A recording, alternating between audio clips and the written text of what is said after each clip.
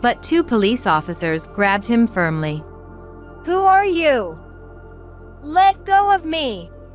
It was futile. Shane and his parents were escorted to the police cars. As they were taken away, they glared at me. I smiled back at them. Finally, I felt like peace was within reach. I'm sorry, Mom. I didn't expect it to come to this. But we managed. What a horrible family. The three of them were given restraining orders. But I wasn't naive enough to think this was the end. As I had told Mom before, I decided we needed to move. Because of those three. You never knew when they might try to take my daughters again. Are you sure about this? Yes. I can't stay here and risk our safety. And I need to protect my daughters and you. Visit us whenever you can. I will. I was worried about the constant changes for my daughters. But they seemed excited about moving to a new place. So, we moved. I thought peace had finally arrived, but... Hey! You moved, didn't you? So what? I can't have people like you around. I'll find you no matter what. If you do, you might end up in jail. If you're okay with that, go ahead. You'll regret this. I doubt it. I hung up and blocked his number. After that, Shane never tried to contact us again. I heard from others that Shane and his parents had become the talk of the neighborhood and had to move as well. Unable to pay the alimony, they were working desperately to make ends meet. They would probably live their lives being whispered about. By the way, about that strange thing I mentioned before. Oh, that? Don't worry. It's all resolved. Really? Yes, relax. I'll bring the girls to visit you soon. I planned to visit the friend who had set everything in motion and thank her. Now, I could look forward to a bright future with my daughters. Christopher's family home was on the top floor of a grand condominium complex. Amanda, the single mother who raised Christopher, greeted us at the door. She was a successful CEO with an aura of a beautiful, bewitching woman. As I stood nervously in front of this incredible lady, Christopher looked at me, laughed, and said, "She may be plain, but she'll make a good housekeeper. Thanks for showing off my skills at housework, honey." As the conversation livened up, Amanda remarked, "I'd love to see your family home." Of course, I'd be delighted. I'll do my best to be a gracious host. Please make yourself at home and relax. It sounds like it will be a fun little getaway, Amanda. My name is Sarah, and I'm 28 years old. After graduating high school, I moved to the city for college and started living on my own. Later, I got a job at a design firm. No matter how many years pass, I can't get used to the crowds, but I enjoy both my work and living independently. My boyfriend of 1 year is named Christopher. I love your unpretentious, down-to-earth nature and your slightly ditzy side. That's the kind of compliment he always gives me. He's also a reliable colleague at work. He's serious and strict when it comes to his job. He's kind, too, like when he defends me from intimidating older coworkers. He's a man with so many good qualities. Today, he invited me out to dinner, saying he had something to talk about. I wonder what's up. He usually likes to come over to my apartment and eat my home cooking, so why go out of his way to make reservations at a restaurant? Could it be a proposal? Is it okay for me to get my hopes up? Maybe it's too soon? The restaurant we arrived at, full of anticipation, had a high-class exterior. Wow, how fancy! I couldn't help but exclaim in admiration. Christopher lowly said, "It's a full-course meal, but..." "Sarah, are you okay with this kind of place?" "Yeah. I'm not a picky eater," I replied with a smile. although I was a bit puzzled by Christopher's unusual gaze. The poised staff brought out one dish at a time. Wine was poured into large glasses, and the equally large plates were adorned with bite-sized delicacies. They were drizzled with a mysterious sauce I could never make myself, and the flavor was indescribably delicious. Even so, I couldn't shake the feeling that Christopher had been staring at me intently for a while now. Is something wrong? No, it's nothing, he replied. Could he be waiting for the right moment to propose? I felt like my heart might burst with anticipation before the end of the course. As dessert arrived, Christopher said with a smile, You passed. Past what? And was there a possibility of failing? I was evaluating you. He explained. What do you mean? Your cooking skills are decent, you're neat and tidy, and your table manners are impeccable. You're simple and modest, but those are desirable qualities in a wife. He took out a small box and showed me the contents, much to my surprise. I want you to marry me. I knew it. As my eyes sparkled with joy, Christopher slipped the ring onto my finger. I'd like to introduce you to my parents. I want you to come to my home. You'll meet them, won't you? I had no reason to refuse. I nodded, gazing dreamily at the glittering ring. Christopher told me. He only had his mother, Amanda. His parents had divorced when he was in elementary school. His mother raised Christopher as a single mom. After the divorce, she started a diet food company on her own, and its mail order sales are top class. She's now a female CEO with 10 employees. Apparently, there's a secret to business that only Amanda knows. I wonder what kind of person she is. I'm looking forward to meeting her. The day arrived quickly. It's my first family meeting, of course, so I'm really nervous. I have to make sure I don't do anything rude.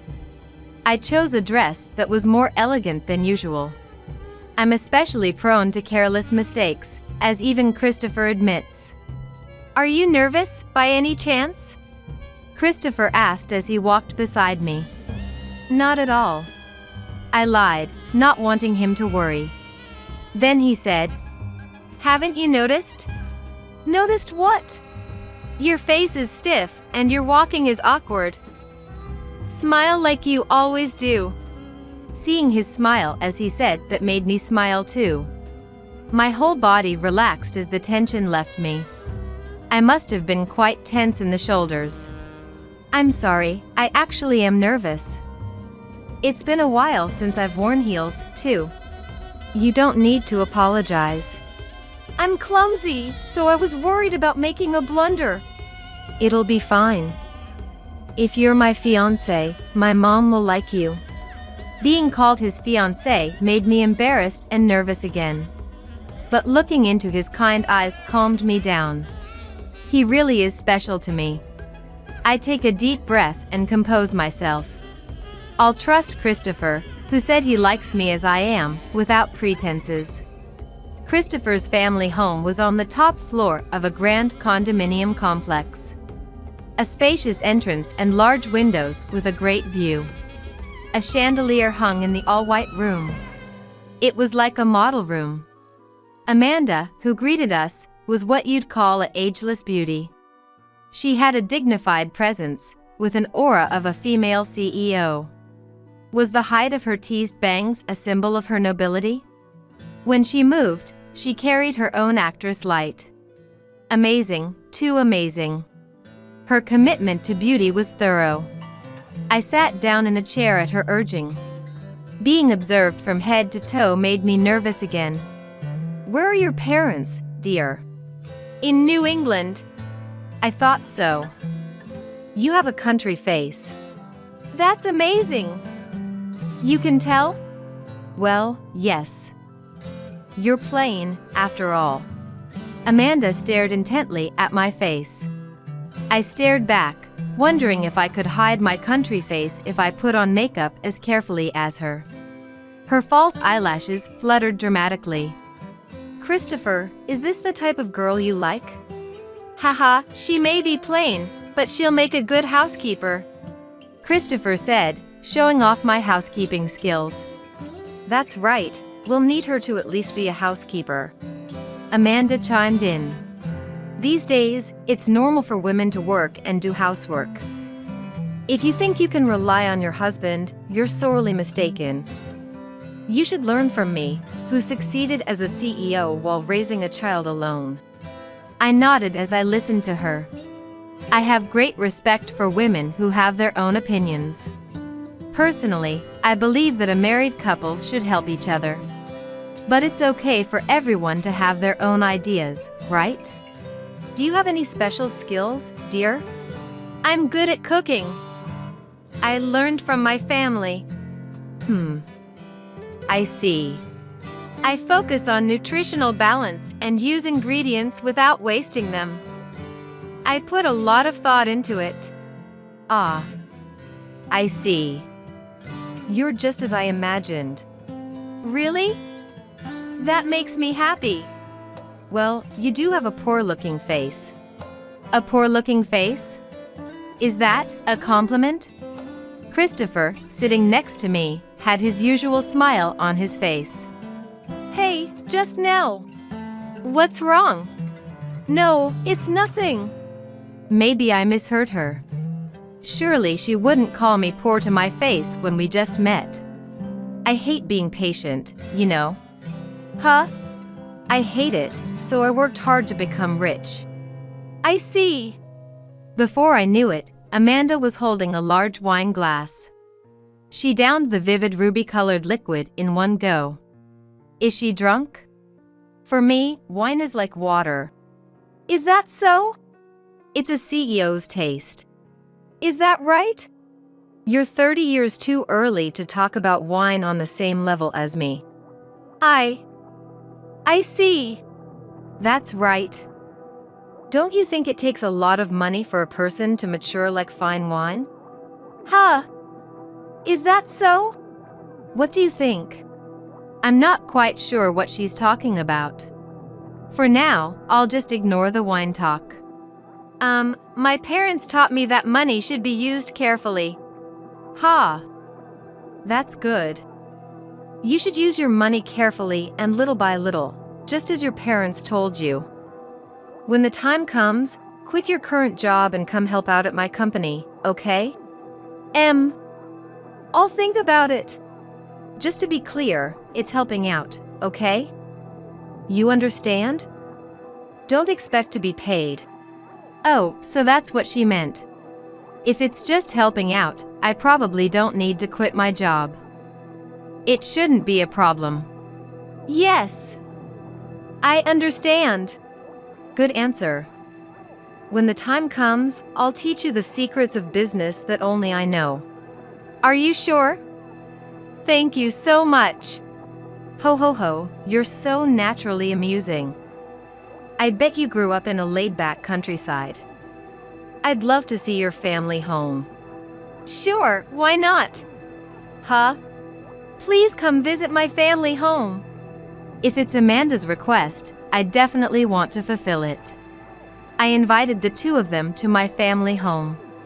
They're going to be relatives, so I'm sure my parents back home will welcome them warmly.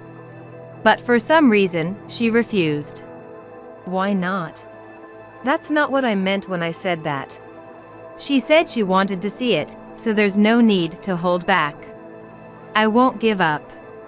Come on, please come visit. No way, the countryside is so inconvenient, right? But didn't you say you wanted to see my family home? Well, yes, but I'll do my best to be a great host. We have freshly picked vegetables and fruits. They're delicious and good for your beauty too.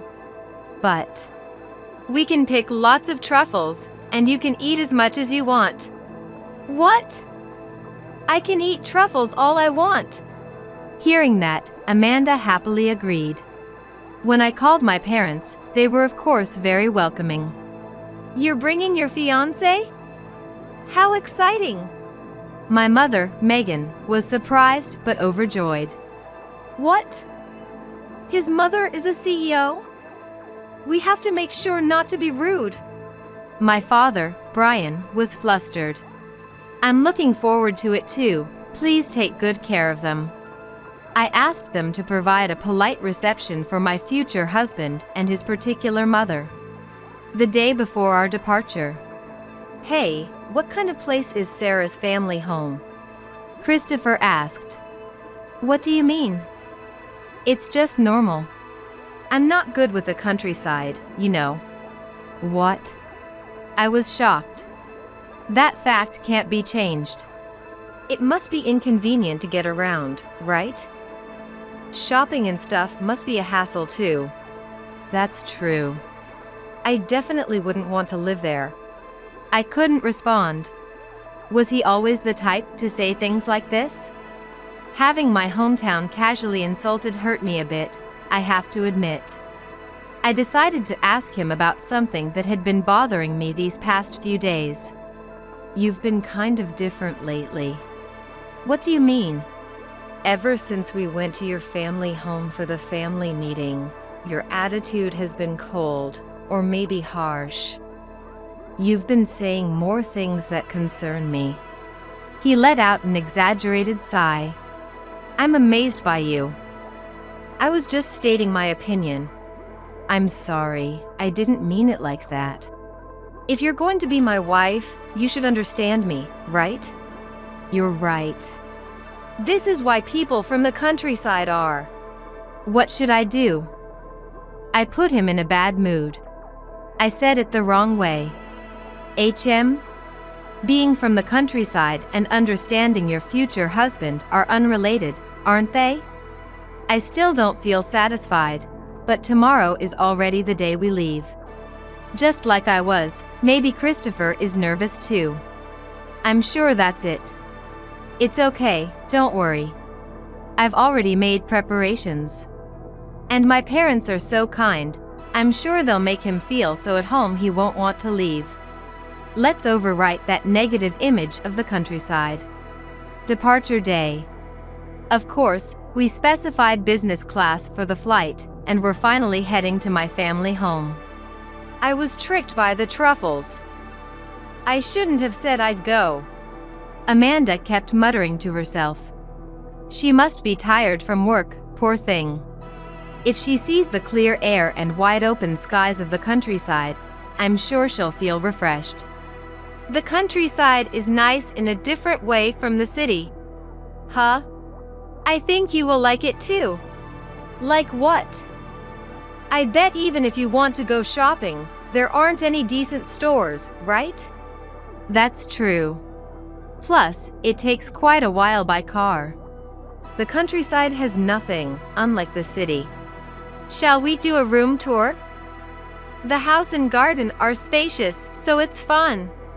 Huh? Houses in the countryside are just big, right? At that moment, Christopher came to my rescue.